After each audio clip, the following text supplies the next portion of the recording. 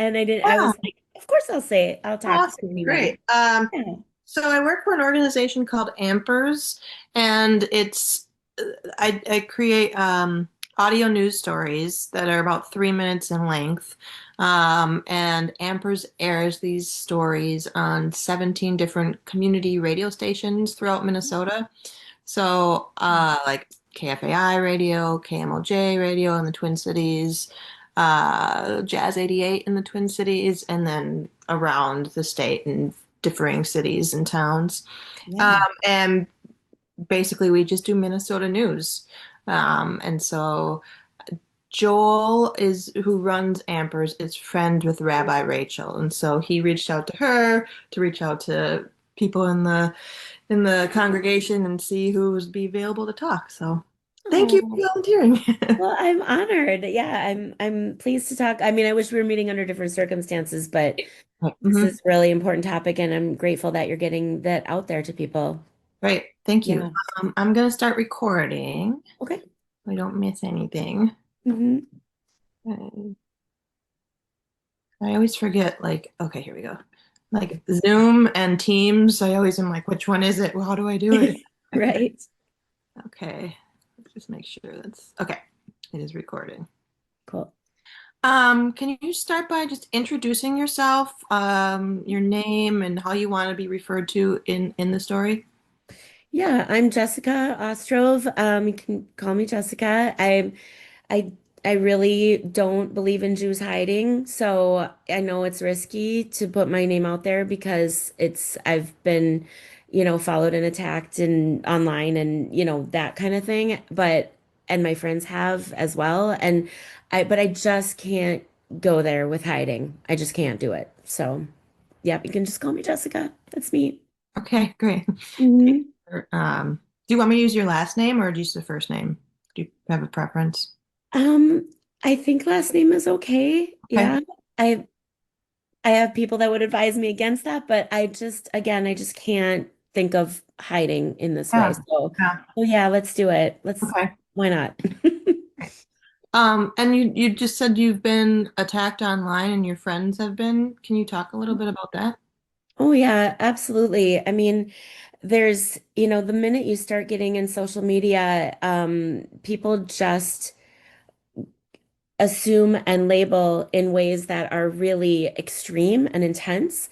And I've had, for example, there's this big issue going on at the Wedge in Uptown and Linden Hills. And I've been trying to support the Jews and the Israelis that live in that community that is really harming them. This whole thing happening over there is really harming them.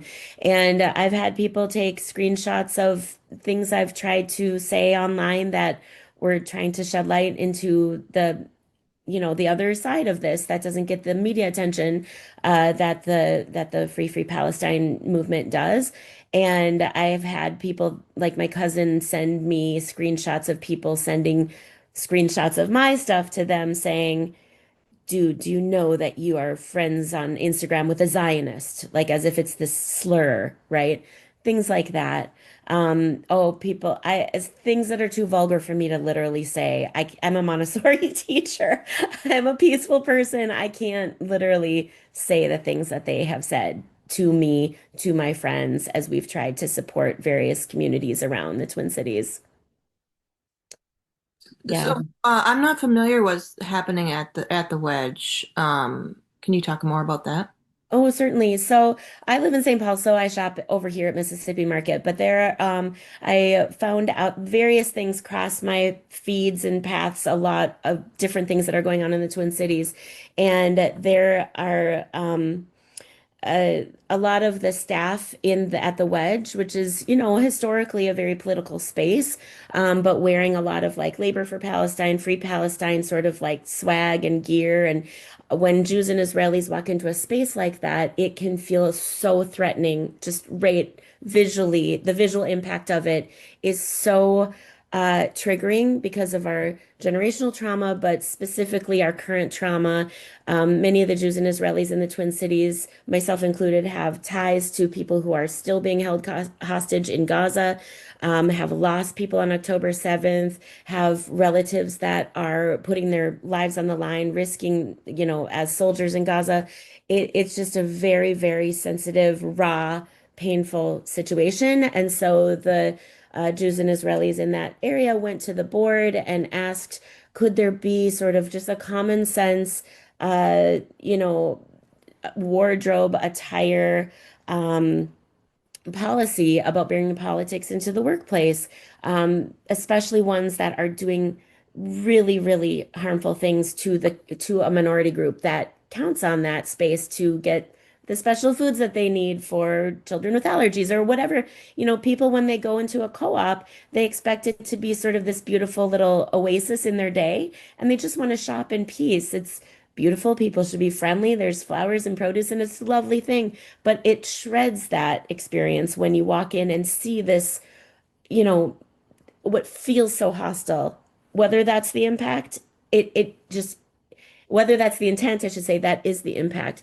And so the board, they really listened to us to their credit. They gave us a lot of time to talk and listen. And we didn't even all know each other, but we felt like we were family because we're such a small community that we do have so many things in common and people in common. And they made the policy. And for about a day, we were so grateful and we thought, wow, we're being listened to. We're being heard. This is hurting us. And within days after that, though, things flew off the rails and there were, demonstrations, huge social media campaigns. Anytime the Wedge put out a post about literally anything, the vitriol and hatred in the comment section was off the rails. Um, and protests and harassing customers on their way in and flooding and harassing the board in their inboxes. I mean, it's really become an unbelievably massive uh ordeal. And it's just really painful that that is occurring here in our Twin Cities. I shared a story of there's a coffee shop in my neighborhood that closed before COVID, and we were so excited for it to finally open up after many years. It took them a long time to open back up. And I went in there with my coffee mug, and I walked in, and the girl behind the counter was wearing a keffiyeh.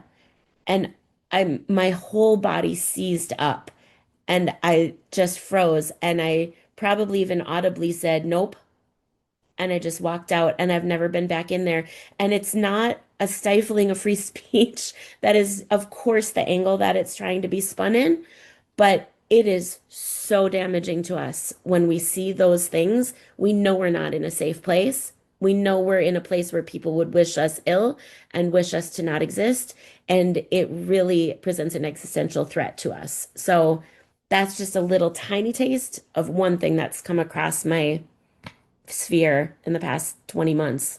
What is a keffiyeh? Is that how you pronounce it? Keffiyeh is the scarf that you see people wearing at these protests that are they're white with the like netting checkerboard pattern on it. And when you really go, when you see like the big protests, and not even all the big ones, but people are wrapping their heads in it, so just their eyes are showing. It's a very scary imagery. And it's just really associated with the jihadist, genocidal movement, that armed resistance, that by any means necessary, those kinds of statements that justify violence as resistance, it's gotten to be a very threatening symbol. And none of the people are, Palestinian. It's very performative, mostly white, uh, you know, people that are doing this. And it's really scary to us. When did you all go to the board at the Wedge? Oh gosh, it's such a blur. I would say it was I mean, a handful of months ago now. And after all of this harassment and protesting and, doxing and all of that kind of business, they are thinking about it. The Once the folks got wind of this new policy, they completely plastered it as this stifling of free expression thing. And then now the board is still thinking about how to handle it. I haven't heard that they changed it back or anything yet, so I'm not exactly sure where it stands currently. But a lot of us are just finding solace shopping at other co-ops at this point, Mm, until we know that that's a place that's safe to yeah. be. Okay. Mm. Besides not going to the wedge currently, are there other things that you're doing differently to stay safe? Oh yeah. I mean, I feel like since October 7th, everything has changed. Everything has changed. Um, I was home with COVID on October 7th, and so I had the news on just 24/7. I mean, I slept with it on, and I felt like um the reason I just couldn't turn it off more than that whole like can't look away from a car crash thing. I felt such a cellular reaction to what was happening there. I had been to Israel many times, lived there on a kibbutz. In my 20s, I was there almost every year, and it made me know that I felt in my gut I had to go there, and I had to go there. So I made a trip and I went, it was about day 102 of the war, and right now we're at about 608. So that shows you sort of like the timeline. That's kind of how things get measured, is how many days into the war are we? And one of the things that I do to feel safe emotionally and physically is go there. I've been there twice since the war started in a volunteer capacity, and I have to go and be in a place where the victim is not the terrorist and the terrorist is not the victim. Like it's everything is upside down outside of Israel. It just feels like we're in this really twisted game of opposite day where how is a country not supposed to defend itself, right? So I need to be around people emotionally that understand that, and that anybody under that kind of attack with that kind of a threat would need to feel like we're justified and in existing, that we are a people. And so I've really tried to find my community here in the Twin Cities, and not just in religious spaces. I mean, I've really sort of started examining my identity as a Jew more. It's what so much more than a religion, ethnicity, race, culture, people, nation. It's all of those things. So it kind of defies the conventional definitions of minority groups. It's all of those things, and we're spread all over the world. And I've really gotten into like I did 23andMe just out of curiosity. None of it was going to be shocking to me, but it came back as 99.8% Jewish.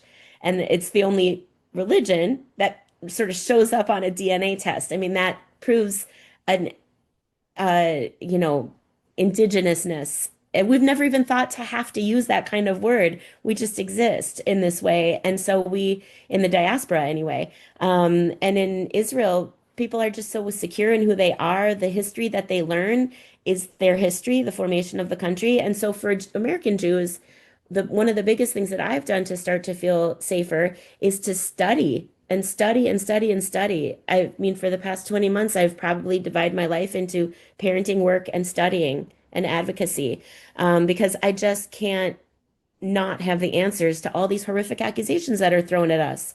Um, so, I started a small little WhatsApp group of Zionist women. Again, I do not believe Zionism is a slur. It's a beautiful thing, and I refuse to allow it to be co-opted in that way. It's not a slur. And so, especially those of us that have really existed in social justice spaces, we've particularly been iced out of the communities where we felt so at home before. Especially my friends working in like reproductive justice. Like I have a lot of doula and midwife and abortion clinicians that have been completely their work environment has turned so toxic and so anti-Semitic that they've left the profession. They have thought of different ways to do their work, forming coalitions. I mean, it's just been horrific. So finding that community of women, and everyone, but women especially that have been really iced out by their social justice communities, because that's been one of the biggest betrayals, is that Jews have been on the forefront of social justice causes across the board. But when we are under threat, we stand alone. And that has been so painful, so very painful. Um, And so doing that has really helped. I mean, I'll give you an example of a time where I was just where it really hit me super hard was I love concerts. I love world music. I've gone to so many concerts at the Cedar Cultural Center and the Fine Line and Sean Kuti, who is the son of Fela Kuti, who's the what they considered the father of Afrobeat, right? He had a concert at the Fine Line, and I've seen him many times before and t taken my child to go see him. I mean, just should be such a joyful thing. It was one of the first times I had gone to a concert because, on October 7th, the Nova Music Festival massacre was just, it really scared a lot of people. It made us feel like those weren't safe places for us anymore. And that was so horrific what happened at the Nova Music Festival that it was one of the first concerts that I went to again.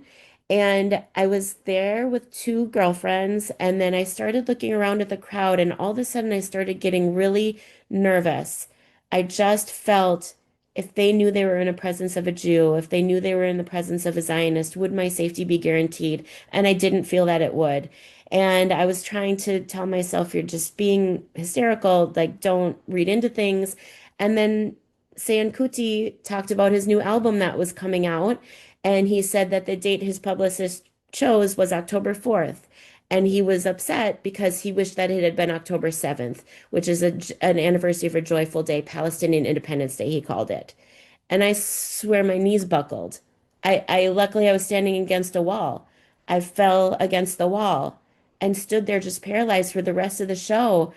And as I was walking out with my two friends who are not Jewish, they're wonderful, beautiful allies of us, I said, "Did I hear that? Did he say?" And before I could even finish my sentence, they were like, "Yeah, he said that." Called it Independent Palestinian Independence Day. And I just realized places like that where I used to feel totally at home are no longer safe for me. And that was really, really sad. Um, my sister and my family were at Temple Israel in Rosh Hashanah when a gunman showed up there. That's a synagogue in Uptown. Um, Temple, and he was chased off by security and caught a couple days later. That synagogue has woken up to swastikas painted all over it. Um, When was that, the gunman, do you know? that was Rosh Hashanah, so that's in the fall. And I have to tell you, I can't remember if it was this fall or last fall. It is so intense, and the anti-Semitic incidents flow so fast through our news feeds that I honestly couldn't tell you which Rosh Hashanah that was, this year or the year before. Um, but I went to the University of Minnesota last spring to see these encampments and things with my own eyes. I thought, I'm looking at everything through these screens. This is something I can literally drive to. And it was absolutely terrifying. The signage that was all over the Washington Avenue footbridge was full of grenades and RPGs and machine guns and death to Zionists and cursing and violent calls to resistance. It was terrifying what I saw with my eyes. And I won't put any markers on my car or my home that this is I have a mezuzah on my door, but I don't have a flag or anything in my window. I would get a brick through my window. I would get my car bashed in. I know that, and I feel that. Um, I stand with a group on Fridays, every Friday for 1 hour from 4 to 5 p.m., one block north of a very hateful anti-Israel protest that's been going on there every Friday from 4 to 5. We stand there peacefully. We're just like that group that was literally set on fire in Boulder the other day. And we've been on our chats figuring out, are we going to do this still? Are we going to stand there? What are we going to do if something happens? I mean, after the murder of the two young Jews in DC, we called the police to come and be there next to us, and we did have a squad car last week.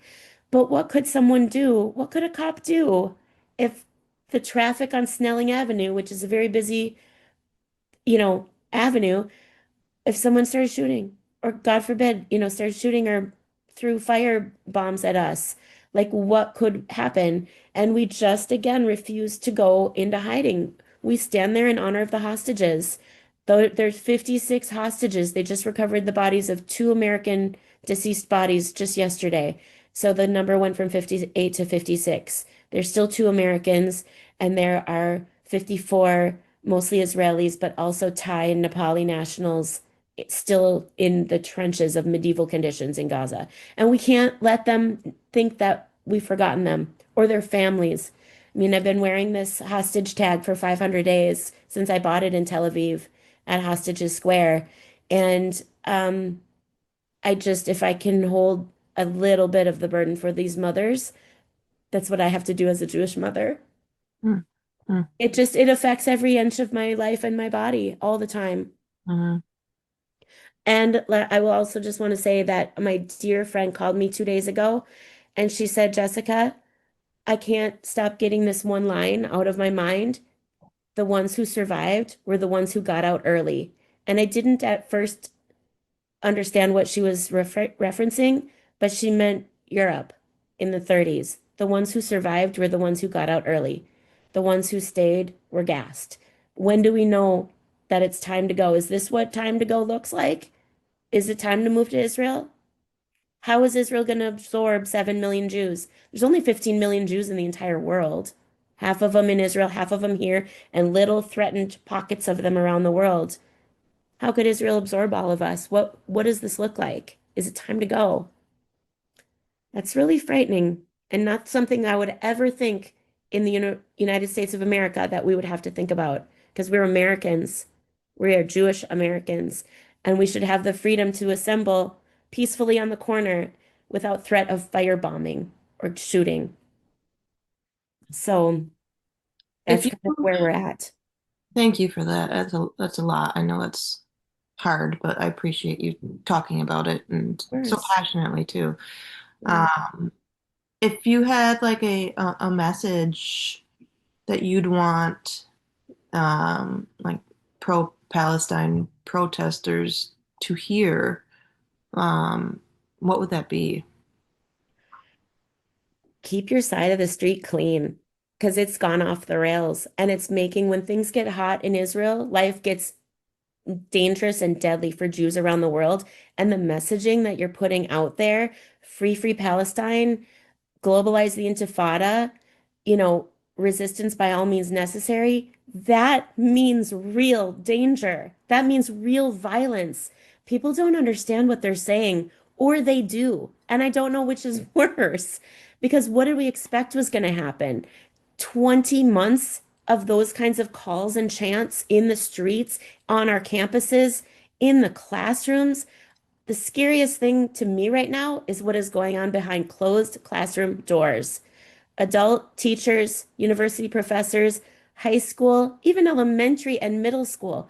What is happening? There's an indoctrination happening that is so subversive and dividing the entire world into the oppressed and the oppressor with no gray areas is so wrong and misleading. And it is raising a generation of kids that think they know that it's up to them to save the world from what they don't even understand.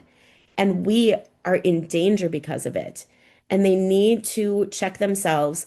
I, of course, support free speech and expression. My heart breaks for the people of Gaza, but nobody is, for example, chasing down Russians in this street and killing them. Or, if they're on the other side, Ukrainians. No one's chasing down Americans around the world and gunning them down in the street based on American policies. How is it that when things get hot in Israel, things get lethal for Jews around the world that have nothing to do with any of this? Those are my questions. Yeah, that really fair points. Um, Thank you. I know I kept you over, That's fine. but you had so many really impactful things to say. Anything else you'd like to say before we end the call?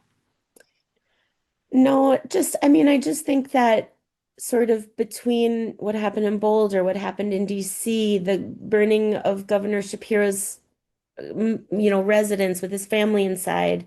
Islamic nurses in Australia saying that they would kill a Jew or Israeli that came through their ER. Too many incidents to even list, to even begin to scratch the surface. This is not making the news. And that is the scariest thing because as Jews, we know, and we were always warned about this from our grandparents, that silence is the deadliest thing. Silence is complicity, and that is where we are really, really at risk. And that, you know, I've even with the ballistic missiles coming into Israel almost on a daily basis from Yemen, that I still feel that Jews are safer in Israel than in the US. And somehow here, the far left has been convinced that this violence equals righteousness and is justified and by any means necessary. That's the scariest part because they feel like they're saviors, but they're actually being terrorists. And it's becoming a defining part of their identity when they scream jihadi ideology or commit crimes in the name of Gaza. It has to stop. It has to stop. So I hope that people will start to pay more attention. I know that I put out a post recently asking people because I've used my Facebook po page as like a blog space to communicate as much as I could. And I've asked people, non-Jewish people, why aren't you posting about this? And it feels like such a betrayal, especially for people that are very political and post a lot about other issues. And people are actually telling me that they're afraid of themselves getting in danger, losing their businesses. And it's real. I have Jewish friends who can't post openly about this because they're self-employed or, whatever it might be, their workplace wouldn't understand it. And so there's so much silence out there for various reasons, and that has to stop. Um, and we just need to be able to tell this story in its entirety, which is the hardest thing to do. The hardest thing to do. So just, I know I'm going over too, but when I was in Israel, it's so small, you run into people, and I was able to see CNN correspondents, English speaking Israeli news correspondents, and I really thank them for telling this story because what they're doing, you can't really hear that a lot of other places. But I did tell Jeremy Diamond from CNN, you have to say the why. It can't just be these headlines, Israel did this, Israel did that, without saying the why. It's putting all of us at risk. Never mind the defamation of Israel, but Jews all over the world are getting violently attacked and emotionally abused over what goes on there because you're not saying why they're doing this or that. And Biana Golodriga, she's another international CNN correspondent. I told her when Jews are in pain somewhere, anywhere, Jews are in pain everywhere. And she like threw her arms around me and hugged me, and I didn't even realize till way later that she herself is a Jewish person who came as a refugee from Moldova when she was like 18 months because her parents were under this kind of persecution. And I didn't know that when I spoke to her. But it's just that the silence and the non-reporting and the misleading reporting, the misleading words have got to stop because it puts us in danger. Well, thank you, Jessica. I really appreciate you speaking from the heart, and your knowledge and your passion really come through. Um, I'm going to stop recording. So I'm going to be editing this. It's a 3-minute story. Uh, I'll have it done. Yeah. I'm sorry. I know that there's just so much to I share. know. It's I always Scratching the find surface. like I wish I could do like a longer piece. Like there's always so much information, especially with stories like this where I interviewed someone yesterday who talked for 30 minutes and like I'm just, there's a lot to say. I mean, people are really passionate about this and Yeah. rightfully so. It's lives we're talking about. Oops, getting a notification. So, all that to say, I will have it done next week and then I'll send you over email the story. Oh, thank you so much. Thank you for telling this story. It's so important. I really wish that more journalists would reach out in this way and talk to people. Well, we might do a follow-up story too because the story about the wedge, I don't know how much of that I'll put in this story, but that might be a whole separate story. So maybe, Yeah, I'd like to keep that separate. I don't want to give it any more airtime, yeah, you know, hmm, but if you go to Instagram and go to Wedge Workers, yeah, you will see what I'm talking about. okay, okay, And if you just go on the Wedge, their own Instagram, I mean, there was a period, and it was not that long ago, but they posted, for example, like at Passover, hey, we've got matzah, we've got Passover items. Come on in and get your matzah, just like they do for every other holiday, yeah, right? And the vitriol. And then it was like a book swap. We're having like a food drive, not having to do with anything even Jewish. And that got all the vitriol. I mean, you can Oh, look at the comments if yeah, those, well, I don't know if the stories, they disappear, unfortunately, but you can see a lot of their posts. But go to Wedge Workers. That okay.